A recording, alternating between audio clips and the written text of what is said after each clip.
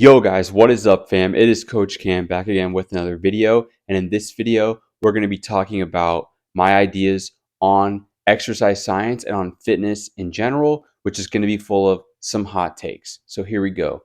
First things first, let's talk about lifting. In order for lifting to be exercise, you need to be lifting with the goal of having adaptations to your muscles, right? So this is going to be at a cellular level. And in terms of practical application, you're going to be getting muscle size and strength from lifting. Now, what I recommend is that you use a moderate weight, not a super heavy weight, because that is going to increase your risk of injury on the tissues of your body. And then you don't want to use too light of a weight because you don't want to be here all day. You have to train hard enough. So that's my next point is you actually have to use an all-out effort or something very close to an all-out effort to get the most results in the least amount of time. You could use less effort. You just have to do a lot more work. So I prefer doing less work, but training very, very hard. I believe this gets you the best results in the shortest possible time commitment so that you can get the adaptations and then move on with the rest of your life. And I want you to train as often as you can to still see progress, right? So if you're not seeing progress, then you know you're probably training too often or you're not training hard enough. So it's important to find that balance for yourself and experiment and see how often can you train or how infrequently can you train in order to still see the best progress that you can based on your life and your stressors and the adaptations that you're trying to get for your body. So practically speaking, what are some takeaways from this? What are the hot takes? Well, the hot takes are that I prefer doing 1 set per exercise and only 1 or 2 exercises per muscle, especially if you can pick exercises that target the muscle directly, you can really get away with doing less work. And I found this in my own training, and there are dozens and dozens and dozens of people on the internet doing the same thing, training with less sets, right? So closer to 1 set. Some people do 2 sets, okay? It's the same thing. We're training as hard as we can and eliminating junk volume, eliminating doing 3, 4, 5, 6 sets for the same muscle over and over again. Because physiologically, your muscles are being stimulated by fiber type and it's increasing the motor unit recruitment as you approach muscle failure. So that's why you need to use an all-out effort. When you stop short, you leave reps in reserve or you just don't push yourself as hard as you can. Well, you didn't fully stimulate your muscle. So then I would say, yes, do a second set. Okay, this isn't an emotional thing. This is just the way muscles operate, right? You can either train really hard and do it in 1 or 2 sets or lollygag and have to do multiple sets. Another practical takeaway that's a hot take is the frequency. So for me, I've been able to train around once or twice a week and really end up hitting my muscles around once a week, sometimes longer if I take longer breaks. But ultimately, that's a hot take. Most people think, wow, you need to be training every day. You need to train your muscles 2 to 3 times a week. I did that for years and I really didn't see any benefits to it. I made progress just as I'm making progress with just one. So if you can dial in, you can get away with less volume. If your intensity of effort, right, the effort you're putting in is trash, you're going to have to do more. Some people put in a lot of effort and they still do more. At that point, you're just fatiguing yourself beyond what's necessary. So I'm not saying you should only do 1 set forever. I'm just saying that in an optimal scenario, that is what's going to work based on muscle physiology. There's no physiological reason to do an extra set. Nobody can come up with one. If you have one, leave it in the comments. Leave it in the comments. Let's talk about the next segment that I want to get into, which is cardio.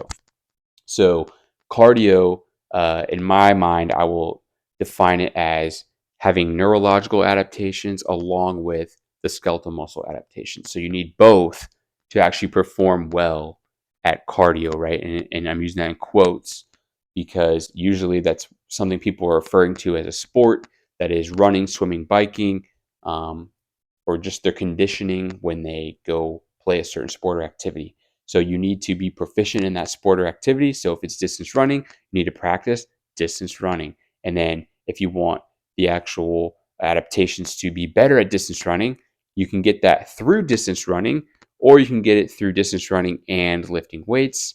And even there are research studies that show just lifting weights improve their ability to run as well. Because, like I said, it's two components. You have the muscle adaptations and you have the actual practice of the skill of running itself. So, hopefully, this helps you understand that if you're trying to measure your cardiovascular performance of a certain activity or sport, you need to be practicing that exact activity or sport. And then you need to pair that with having fit, strong muscles so you can produce force and that activity will feel easier because you're stronger. My hot take for cardio is really that you can achieve both cardiovascular health and cardiovascular fitness from lifting weights. I don't know why people don't agree with this when you see it all the time, right? You can see it with CrossFit athletes, right? They're using weights, but they're getting cardiovascular adaptations to their body, right? You don't have to lift and run or lift and swim or lift and cycle. Instead, you can just lift with moderate weights and train really, really hard to failure, and you are getting those cardiovascular adaptations without ever having to run, without ever having to cycle or swim. I personally ran cross country for 7 years and track and field, and then I kept doing the running, lifting thing for another like 6, 7 years after that. It's really hard to juggle. Ultimately, it's not like you're getting better cardiovascular adaptations, you're just getting the practice at running. And then it shows on race day when you're good at running. So the hybrid athlete thing, you don't have to train the way they do to get the adaptations they get. You can train using weights, target your muscles directly, and you will be breathing hard. You will be pushing your muscles to failure, and this will be getting you cardiovascular adaptations that you will see later on, provided especially if you have a sport you're trying to measure yourself against, you practice that exact sport or activity. And that's basically my take on cardio in a nutshell. If you have any comments on that, just leave them down below. Any questions, I'd be happy to answer them. And then finally, the third area I want to talk about is sports or activities. These, I would say, are not necessary. And that comes across as a hot take, especially when it comes to saying running, swimming, biking. It's not necessary. Going for walks, not necessary. You can do it if you find that you just like them or you want to. I go for walks once in a while, probably a couple times a week, but you don't need to train hard and go for walks. I don't believe that you're getting more out of going for a walk than you are in the gym when you're training your muscles very hard. That is high intensity work. Walking is very low intensity work. So it's not even giving you adaptations compared to pushing yourself really, really hard. My next sport or activity I want to talk about is speed or power sports, and kind of what should you be doing to train for those. So a lot of people think in the gym you need to move fast in order to be fast on the field. Well, this is not true. So you can train slow in the gym. You can contract your muscles under tension slowly and still be fast on the field. Why? Because they're completely different. On the field, you're practicing a sport. You're practicing sprinting and cutting. When you're in the gym, you're contracting your muscles as hard as possible. They're just completely different. And that's the other thing I want to tie into this is that you're not getting the carryover from the gym that you think you are. A lot of people think they're doing certain exercises so that it will transfer directly to their sport or directly to a certain movement pattern or activity. And it's just not the case. In the gym, you'd be better off just focusing on the muscles themselves, getting them as strong as you can. And then when you have a sport or activity you're trying to improve at, go practice that sport.